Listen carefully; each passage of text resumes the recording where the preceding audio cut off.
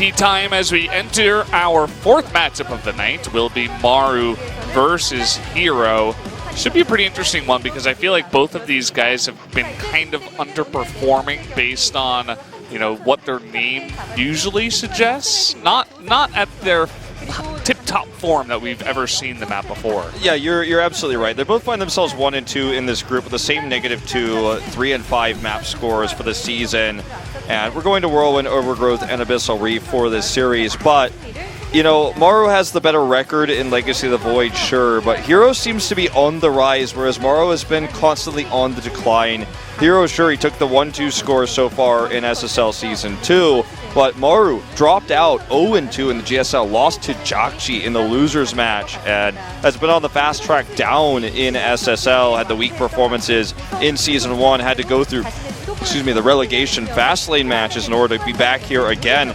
If something doesn't change, he might find himself in those same relegation matches again at the end of the season. Might even be straight dropped into Challenger for 2018. So we'll wait and see how this series plays out, but it feels like Maru's TVP is a bit of a weak point right now, and herO, I think, is the massive leader. And we'll see if the Phoenix style prevails here, the Phoenix Adept that's been used so often that herO kind of popularized and really made his own. Yeah, you could see that Maru, you were talking about his TVP. He took the 1-2 loss against Deer. Deer didn't look too great in that series either. And Maru just didn't look like his former TVP self. I mean, he used to be the master of TVP. He used to be the guy. Drop Marauders on Colossi, spread them out one by one. He'd always hit the correct timings. He'd know exactly when to drop, and he'd just crush these guys. But now it's a totally different situation. It's a totally different meta in TVP. Things have changed, and so has Maru. And herO, on the other hand, we can take a look here. He did get 0-2'd by Innovation, but that is Innovation. Innovation was looking so strong at that point. He was coming off the win, the championship of Season 1, and herO had just made it up into Premier. So definitely feeling herO for this matchup, especially just seeing how much trouble Maru is having in this matchup right now for TVP. Yeah. Even though herO's not, blowing our minds and playing the best StarCraft of his life, I still think he's on a couple of rungs ahead of Maru in the matchup right now. Would agree, and I mean, let's see how this matchup plays out as we head into these maps, because the first map will set the stage, but I think herO could pick up 2 wins today, man. Absolutely. 2-0, I should say, and close this one out. Maru doesn't look too confident either here in the lobby. Taking a little nap, trying to get in the zone, maybe doing a couple of stretches. It looks like herO has already done that himself, so looks like we're just about ready to jump into this one. The first map is going to be Whirlwind, so definitely a big map to start us off on. Let's hop into that right now.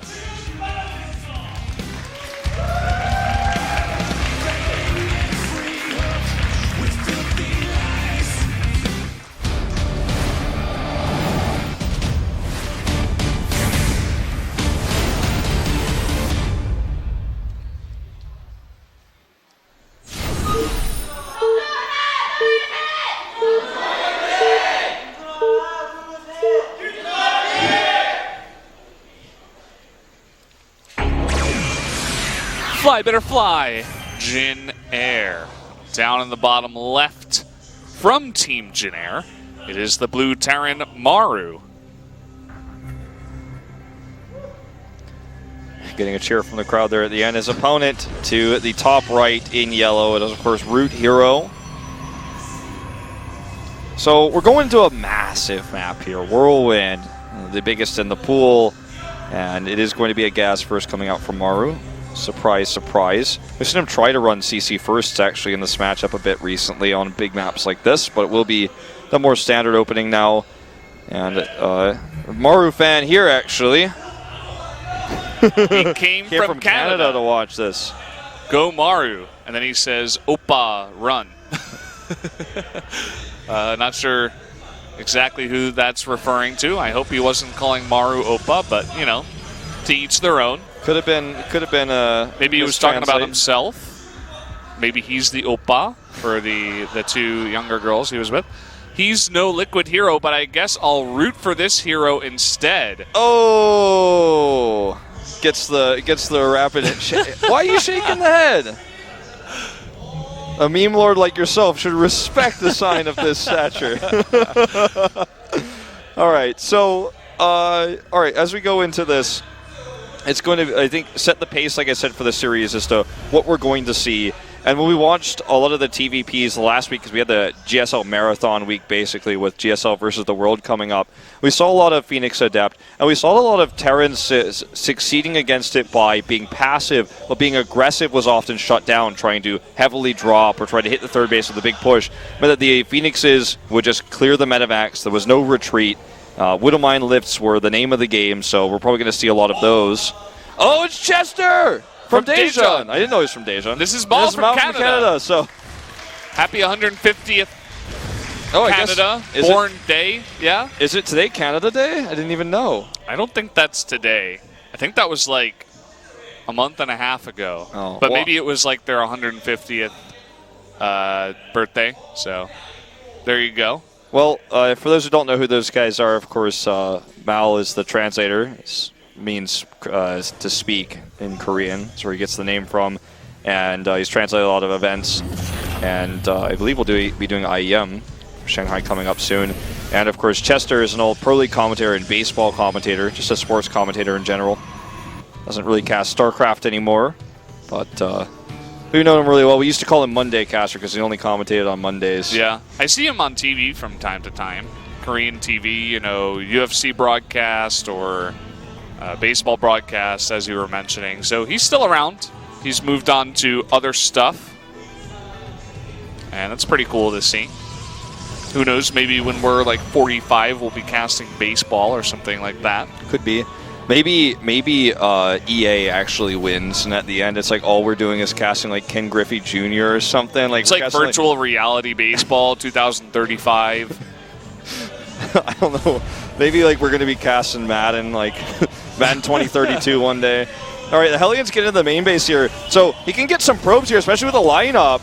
Okay, only going to get just the one here initially, but I think one is at red health. Does target it down. There you go. That's the second one. Trying to get more. And what's more valuable than all of this is scouting the Robo. He's going for Widow Mines early on here, so he knows that there's going to be detection. This isn't necessarily going to be very effective. He knows he doesn't have to worry about Oracles, which is pretty unlikely on this map of all maps as we go into Whirlwind. And it's Maru's map choice, by the way. It's the one he prioritized most. So avoiding the Phoenix style here because it takes so much longer for the Phoenixes to come across the map. And it's going to be just a fast Robo build. In fact, it looks like a Disruptor drop build coming out from herO. But Maru got the scout off early. And now the follow-up drop, sure, it's not going to do too much with the observers already there. In fact, the Stalker's in position. But maybe with this drop should be scouts the bay. Oh, he gets it off! Oh, the Paul's so bad, but he only targets the 3. Could have been worse. Ooh, that was scary.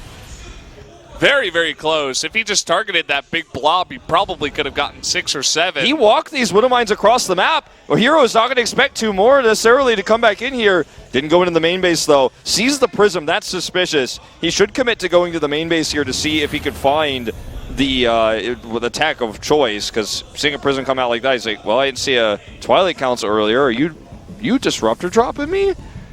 Yeah, and he is, in fact, he started a Viking briefly, but then canceled it. Scouts the scan here on the Colossus Thermal Lance. Ooh, that target was so close. It's going to be 2 probes in the end. And forced to drop out here as double overcharge comes in, and there is vision, so there you go. So not going to be the Disruptors. It's actually Colossi very quickly on 2 base on Whirlwind. Yeah, I mean, they're cross spawns here. He had the fast Nexus, and he has enough resource to do this. He knows that Maru committed to not only 2, but now he knows 4 Widow Mines, and isn't going to have a Bioforce across the map. He also has this Prism to gain a little bit more vision, but I don't know if this was his original plan, but either way, on the fly, based on what he's seen, comes this Observer in.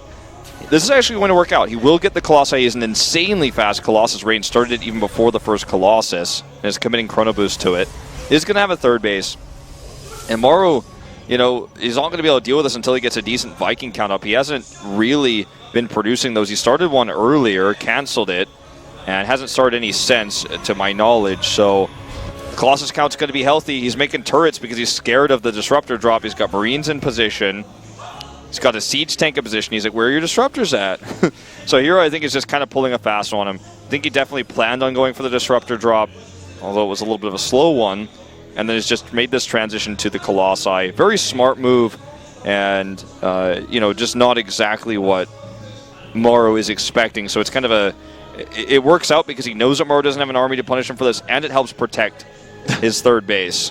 The Vikings going out there, he's looking for the Warp Prism. He's like, what's going on? Where is your army? He scans and sees nothing. Look at the position of herO's army, actually. That's so smart because it means that it can help protect his third base, but also it would miss it with a scan.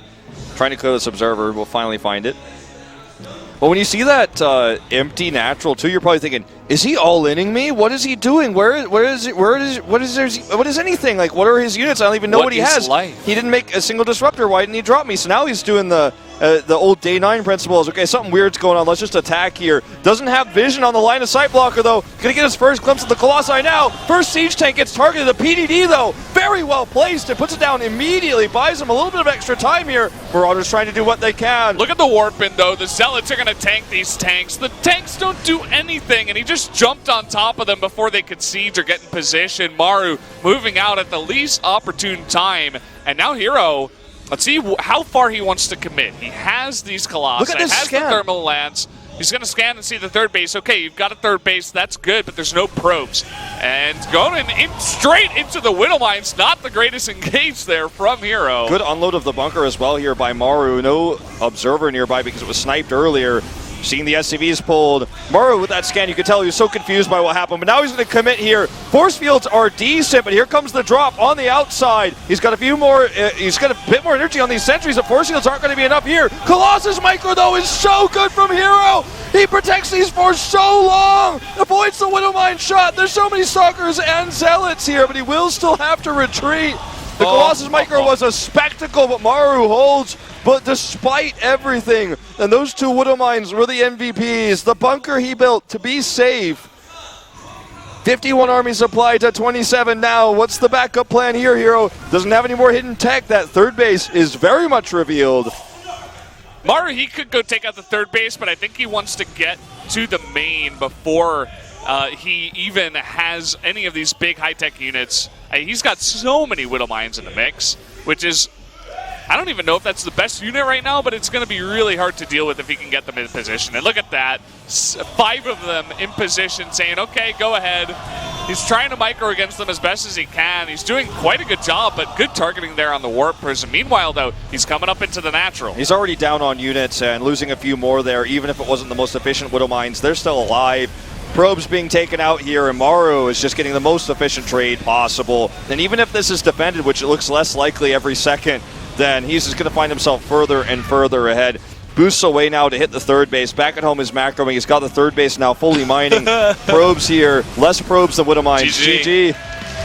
Maru sets the stage here for this best of 3. This was his map pick. herO tried to do everything to dupe him. The scout came in with the medevac. Went for, instead of the disruptors that Maru expected, the Colossus tech. Had a really nice timing attack there and a fast third base. He's trying to go back to Heart of the Swarm. Like, what was that? Two base fake Nexus, double Colossus with range, 45 probes, and 6 gateways all in? Like, what is that? Like, nobody does that anymore. I think if he had just continued to scout, which was difficult because Maru had their Raven Viking there. If he had continued to scout and realized that Maru had a third base, but it was coming over slowly, he didn't have that many units, taking the third base and just adding more gateways, getting forge upgrades, probably could have been the way to pull this into a longer game. He saw blood in the water, though, but when he lost the Observer, knowing how many Widow Mines Maru had already made, it was kind of a shock. He blindly attacked there, lost so much hit points, so many shields on that Protoss army. The micro there from Maru was good. It's ironic you talked about how Maru used to be so good in this matchup. He used to drop on the Colossi. That's exactly what he did. He does it here. So, I mean, that's the kind of micro that he was known for, his play on Outboxer and Pro League specifically. It was one of the reasons why Jenner picked him up as a player back in the day, back in 2014 Pro League. 3 years later, he's slumping a little bit, but he takes game number 1 here in pretty spectacular fashion. One of our crazier games of the night. And now we're going into Overgrowth. This is herO's top prioritized map pick. Yeah, so we'll see what kind of build he's got planned this time, and if he can tie it up. Or is Maru going to take the quick 2-0? Let's find out.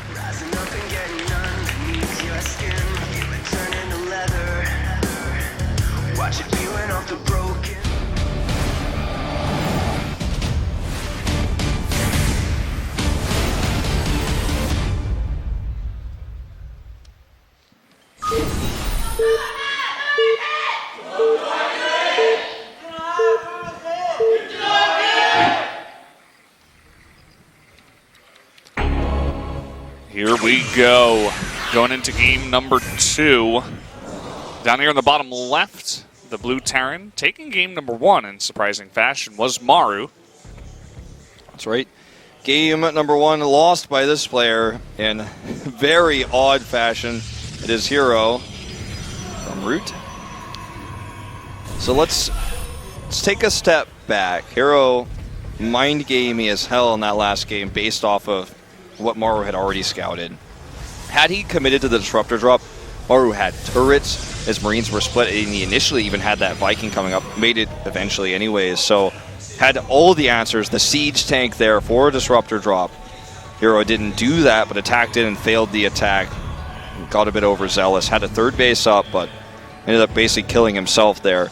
As we go into this game, this is where I expect to see the Phoenix play coming out. Phoenix Adept from herO, maybe with an Oracle opening to start things off. Playing it more standard. And this is his map pick. The last map, he tried to kind of mind game Maru on his own map, but this time he's got his map choice. Wants to play it standard, you have to imagine. Play the style he's practiced, not the style that he freestyled, literally, as Maru just came in there with the Widowmine drop. Maru looking to mix it up here. He's got that SCV out on the map, looking to make this factory right as the barracks does finish. Does make a Reaper first, so he's just going to keep that SCV over there, but I would expect him to do some kind of proxy. We've seen this from time to time. It's getting more popular nowadays.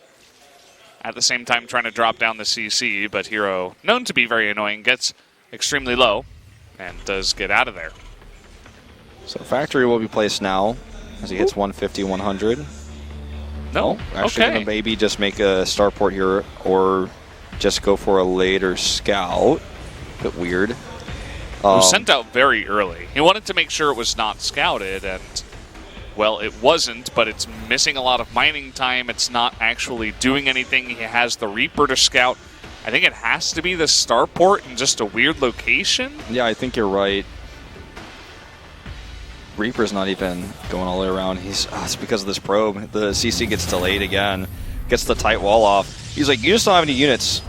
You have the Reaper, but you have no Marines for making the reactor. herO's actually going to commit to the Mothership Core. He smells something is not right about Maru's build. Sees that he has no units. The Reaper comes out at a weird timing. And he's going to send this across the map, actually, with his first units. Making the starport, or Stargate at home. Attacking this SCV even. SCV gets lucky. I actually think it's pretty low on hit points, but anyway, that SCV is now hiding because he has to deal with this. This is more important than the starport he was potentially going to build. Makes the Cyclone home. He's very happy as the factory here. Adds the starport now. The Mothership Core is about to arrive. He does not want to lose too many Marines to this. Okay, Cyclone about to pop, but he does know that overcharge is coming in, so he's just going to have to deal with the losses that he's taking here. Trying to lock on, trying to see if he can force that Mothership Core back, but doesn't really matter. Already got that overcharge down. Ooh, not microing this Adept perfectly here. Okay, we'll see if he drops down the second overcharge. I don't know if he has enough energy. He does. He does, but actually wants to target these Marines down using the overcharge at the last second. It's really good. I mean, he's got an Oracle follow-up, so it is scouted, though. This Reaper does come in, and that is a very important scout. So Maru can prepare for this, but problem being he is supply blocked, and he doesn't have a supply depot coming up right away, so that's really unfortunate. Going for the very risky kind of cheesy play up in the top left with Cloak Banshees. If he can get in the main and not get tagged, he definitely can do some damage. So something that we're seeing more and more players do against players that always go for the Phoenix openings, because when you have the Oracle out first, sometimes you don't even have a Phoenix by the time the Banshee arrives, and if you have Cloak, the Revelation is not very consistent. You can miss it. And even if you don't miss, if your Oracle's on the other side of the map because you were doing Harass earlier, then you kind of get a free win oftentimes. But herO is back at home making the Phoenix. It is going to be out in time to deal with this. The Oracle might not necessarily be at home, but he is actually sending it to the left side of the map, scouting for the potential Banshee play because he knows something is not right with this build. That's why he committed the double pylon there. He said, all right, you only have the Reaper, you're teching something, you got the factory too quickly. But doesn't identify it, so might just wrongly assume that it's not actually out there. At least he did the safe sweep scout there. sometimes that could be a double-edged sword because you think, oh, okay, I scouted it and it's not there, so maybe I'm overreacting here. And not seeing anything could lead you to believe that you're actually fine. Here we go. That Banshee is coming out. These units out of position. They're minesweeping. They're tagging. There's no energy left over on that Oracle. He only has one. There's nothing to deal with this Cloak. Now, Cloak's a bit early here, but we do see a Robo added now as he knows, okay, this is going to be the first of many Banshees he deals with because the second Banshee is already about to pop out. This is going to get ridiculous amounts of damage. Pull probes realistically. Like, yeah, run away. I mean, you know you don't want to lose a lot of mining. You know you're not going to deal with this anytime soon, but the long-term mining you lose from losing 10 is horrible. Now, even if he hits the tag once this has energy, the second Banshee is going to come in. It won't be revealed. It's about to burn out of energy. In fact, he doesn't have energy. This is probably just game over. We'll transition back at home. He's got stim and everything else. I mean, 19 probes and damage. You want to get that third Nexus with total map control and enough probes to start, funneling over to your third Nexus and start teching up and being greedy. He didn't even kill the Banshee! He didn't even kill it! Oh, I think he got distracted by the Widow Mine, but this is ridiculous amounts of damage for Maru. He instantly gets himself back into the game. Third Banshee! And he's not done yet. Like I said, this is going to be the first of many. I don't think he's making a fourth one. That would be a bit ridiculous, but he was like, oh, I didn't kill that Banshee, and now he sends Phoenixes across the map, doesn't have them at home. He definitely considered even sacking the Banshee in here for the kills because it's going to die no matter what. Could have gotten one or two more. I don't think he'll get any now. Oh, gets a transferring probe. Maybe one more? Gas probe? Yeah, there you go. Gas probe, okay. So now he's up as a Terran. 11 SCVs, 49 to 38. Doesn't have a third CC, but is gearing up for a timing attack with stim and combat shields, the +1, where he hits the third base. In fact, he's going to move across the map already. You guys can't see the unit tab, but let me tell you what herO has. 5 Adepts, a Warp Prism, 3 Phoenixes, and 2 Oracles. With low energy, mind you, the Oracles. Scans to maintain lock-on, takes out a Phoenix. Glaives are done, but he needs more Adepts. He doesn't have the resources to afford them right now. The pylon overcharges, but this is just too much bio. Even one medevac here. This third base is dead for sure. Stasis Ward only traps one Marine. He's rallying medevacs from that proxy starport. He's got the fast rally on that. Third base goes down. Maru starts a third CC. And the Cloak Banshee versus Phoenix play continues to be effective. This is a feel-good game for Terran for sure. The Protoss comes over. He's doing his typical thing, getting his pylons down, getting that super early third base with this greedy tech, no detection. You're like, hey, I have something for you. It's called a Banshee. Here we go. 3 Cloak Banshees go in and just destroy this Protoss player and make it look easy. Now he's on 2 bases. He's dancing the Adepts. He knows he's out of it. He's going to make one last stand. Here come the Widow Mines. Widow Mines massive here. That's going to be it. GG. Another upset. Maru will take the 2-0 win over herO. We've seen this throughout the ages of StarCraft 2 to counter certain Protoss metas. The Cloak Banshee tech. Everyone remembers TSL Guinea Pig's last game, right? Though in the 6-gate meta with any Pro Prime and Guinea Pig and all those players back in Wings Leary, back in the GSL era, when there was no detection for those in the 6 gates, the Nexus first into 6-gate back on like Tal'Darim Altar was super popular. Terrans would just go Cloak Banshee because there's no robo, there's no consistent detection, and you would just blind lose games to the Cloak Banshees. And now in this Phoenix Adept meta, if your Oracle's out of energy or you falsely believe because you didn't scout a proxy that there's no chance of a Banshee and you use the Revelation to reveal a mine and then just scout the army for some reason, you don't have any detection. That second reveal was just heartbreaking. Because if he could get back and shut down the first Banshee, then he doesn't lose 19 probes. Maybe he only loses, 10. He's still hurting, but he's not dead. And definitely a small mistake. He was out of position. He just got totally duped. And that's really what it comes down to sometimes. Maru with the very tricky build, the perfect one for exactly what herO is doing, definitely deserves that win and the 2-0. We're starting to see this more and more often, and I think it's going to become a common thing against players that actually are always doing the Phoenix Adept so often because you don't have that detection readily available. It's not consistent. It can work, and it's still safe, quote-unquote, what herO did. He made a few wrong choices there because of his false assumptions about there not being a proxy that he did try to check for. But I like this build as a mix-in against someone who's so known to do this, especially in a player like Root herO. So that is going to be it for our 4th series. We're going into Deer versus Innovation for our 5th one after this short break.